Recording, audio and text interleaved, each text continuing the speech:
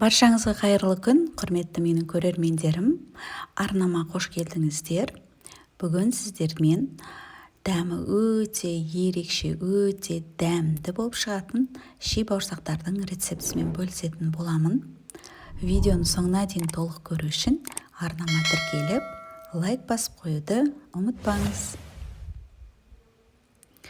Алдымен таза ыдысымызға жылы сүтімізді құйып аламыз.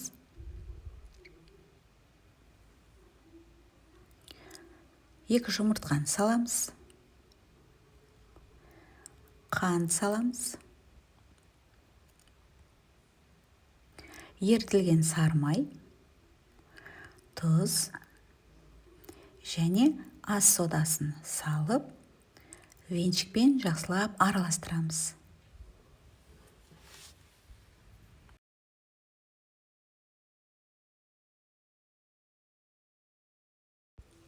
Араластырып алғаннан кейін ұнымызды саламыз. Ұнды міндетті түрде електен өткізіп алыңыздар.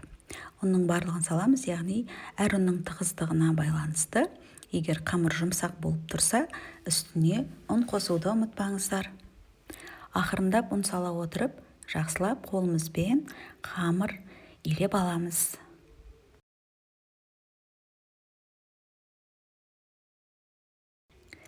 Илеп болғаннан кейін қамырды 10 минутқа бетін жауып қойып қоямыз. 10 минуттан кейін қамырды екіге бөліп аламыз. Әр қайсысын осы видеодағыдай жаямыз. Яғни өте жұқа емес, өте қалың емес, орташа қалыңдықта жаятын боламыз.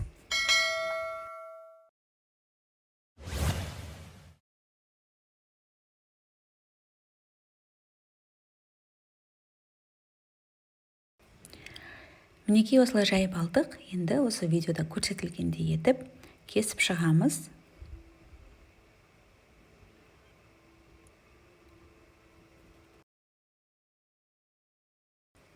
Енді бір шетін дәл осылай кесеміз. Мінекей бізде осындай қамырымыз шықты. Майды отқа қоямыз.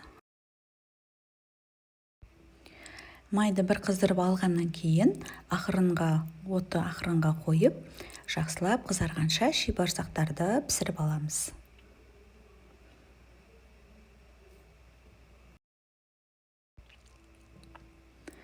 Барлық қажетті ингредиенттерді төменге жазып қалдыратын боламын. Сол жерден өлшемдерін көріп алсаңыздар болады. Дәл осылай барлығын пісіріп шығамыз.